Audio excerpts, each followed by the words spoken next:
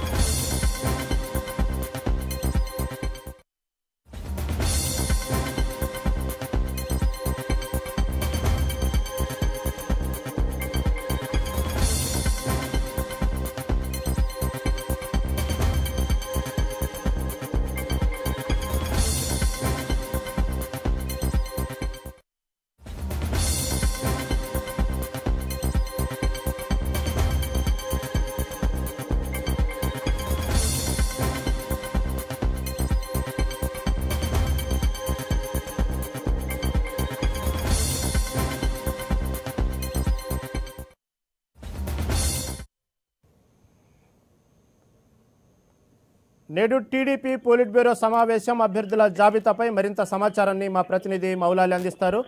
మౌలాలి, చెప్పండి, ఈరోజు Chandrababu polit bureau సమావేశం నిర్వహించారు. అదేవిధంగా ఈరోజు తొలి జాబితా మీద కూడా సమీక్ష జరుగుతుంది. దీనిపైన ఎటువంటి సమాచారం మీ దగ్గర ఉంది?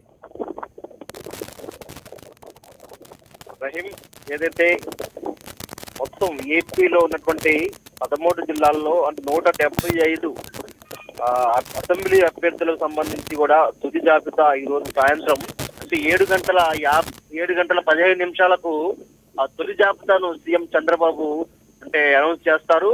అంటే అఫీషియల్ గా అనౌన్స్మెంట్ ఉంటుంది కాబట్టి ఎవరికి వారు కూడా అంటే ఎవరైతే టికెట్స్ రాలేదో వారందరూ కూడా అక్కడ ఆ ప్రజావేదిక సీఎం నివాసం వద్ద పడిగాపులు కాస్తున్న పరిస్థితి. అలాగే ఆశావాహులు, మాజీ మంత్రులు కొంతమంది అక్కడే ఉన్నారు. అలాగే ప్రధానంగా స్పీకర్ కోటల శివప్రసాద్ కూడా టికెట్ ఖరారు కాకపోవడం, అలాగే సత్తెనపల్లిలో కూడా ఆయనపై పూర్తిగా వ్యతిరేకం ఉండటంతో మొత్తం అంటే ఒక సందిగ్ధత అయితే నెలకొందని చెప్పాలి. ప్రధానంగా చూసుకున్నట్టయితే పొలిట్ బ్యూరో సమావేశం అనంతరం ఈ తొలి జాబితా ఉండబోతుంది.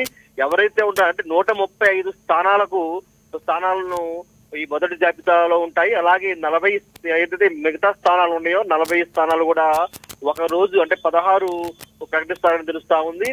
అలాగే ఏదైతే వైఎస్ఆర్సీపీ అధినేత జగన్ 16వ తేదీ నాడు అనౌన్స్మెంట్ ఉంటుంది కాబట్టి అంటే తర్జనలు అంటే ఎవరైతే ఆశావాహులు ఉన్నారో జంపింగ్లు ఉన్నారో వారందరినీ పేరు చేసుకొని ఎవరైతే పార్టీకి అంటే ఎవరైతే గెలుపు గుర్రాలు ఉన్నారో ఆ గెలుపు గుర్రాలని మాత్రమే అంటే సీఎం చంద్రబాబు పరిగణలో తీసుకుంటారని తెలుస్తా ఉంది. ఎవరైతే అంటే మనం ప్రధానంగా ఒక అంశం అయితే చెప్పుకోవాలి, ఈ సీనియర్స్ అయితే ఈసారి అంటే ఒక 10 మంది సీనియర్స్ కూడా పక్కన పెట్టే అవకాశం ఉందని తెలుస్తా ఉంది.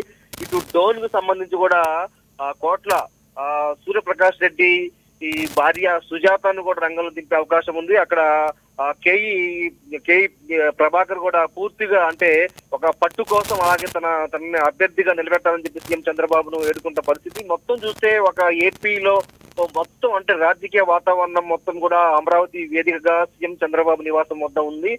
ఆశావాహులతో ప్రజావేదిక, అలాగే మొత్తం కూడా ఎవరైతే అభ్యర్థులు ఉన్నారో అభ్యర్థులు, అలాగే అభ్యర్థులను సపోర్ట్ చేస్తా ఉన్నవారు, అలాగే అభ్యర్థులను వ్యతిరేకిస్తున్న వారు సైతం సీఎం నివాసం చేరుకుంటున్నారు. ప్రధానంగా కోటల శివప్రసాద్ మీద పూర్తిగా వ్యతిరేకత అంటే సత్తెనపల్లిలో తమకు కోటల శివప్రసాద్ వద్దు, ఉంటే తాము ఓడిస్తామని చెప్పేసి సీఎం నివాసం వద్ద అలాగే సత్తెనపల్లిలో కూడా ఒక నిరసన జ్వాలలతో తమ ఆగ్రహాన్ని వ్యక్తం చేస్తా ఉన్నారు.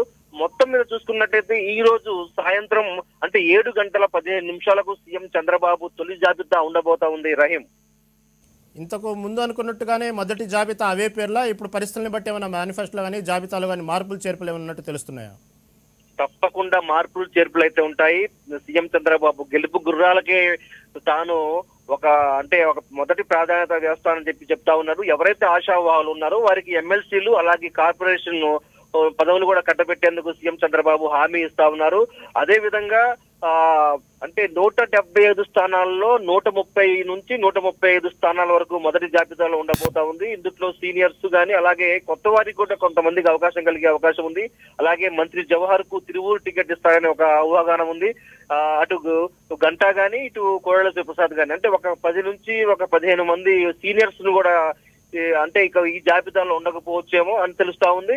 మొత్తం మీరు చూసుకున్నట్టయితే ఒక 135 స్థానాలు మొదటి ఈ జాబితాలో ఉండబోతా ఉన్నాయి. ఈ జాబితాలో అభ్యర్థులు కూడా ఇప్పటికే ప్రజావేదిక వద్ద ఉన్నారు. సీఎం చంద్రబాబును కొంతమంది ఎవరైతే తమ అభ్యర్థులు ఖరారు అవుతుందో లేదో అనే సందిగ్ధంలో ఉన్న అభ్యర్థులు కూడా సీఎం నివాసం వద్దకు చేరుకొని తమ పేరును పరిశీలనలోకి తీసుకోవాలని చెప్తున్న పరిస్థితి.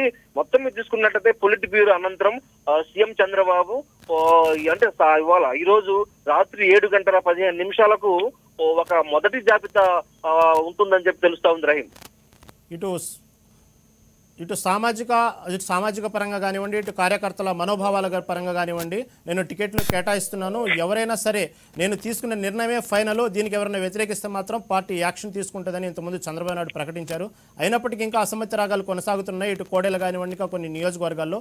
దీనిపైన చంద్రబాబు ఎటువంటి యాక్షన్ తీసుకోబోతున్నారు? మీ సమాచారం ఏమైనా ఉందా మీ దగ్గర? అసమ్మతి రాగమైతే అంటే ఎవరైతే ఉన్నారో ప్రధానంగా ఎవరైతే గెలుస్తారనుకున్న వారికే సీఎం చంద్రబాబు అభ్యర్థిత్వాన్ని ఖరారు చేసే పనిలో ఉన్నారు. అంటే అసంతృప్తి అంటే ఎవరైతే టికెట్స్ రాలేదో అంటే రాకుండా ఉంటాయని చెప్పేసి అనుమానంతో ఉన్న వారు కూడా సీఎం నివాసం వద్ద ఉన్నారు.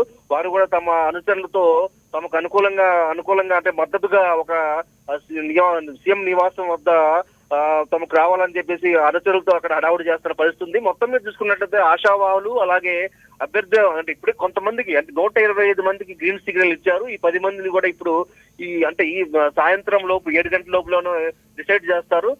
అంటే అసమ్మతి వర్గం ఉన్నప్పటికీ కూడా అసమ్మతి వర్గాన్ని బుజ్జగించి ఎవరైతే అసమ్మతి వర్గంలో లీడర్స్ ఉన్నారో నాయకులు ఉన్నారో వారికి కార్పొరేషన్ పదవులు కానీ అలాగే ఎమ్మెల్సీ పదవులు ఇతర నామినేట్ పదవులు కూడా ఇస్తానని చెప్పి సీఎం చంద్రబాబు ఒక హామీ ఇస్తున్నట్టు తెలుస్తా ఉంది Rahim. Okay right, thank you Moula Ali.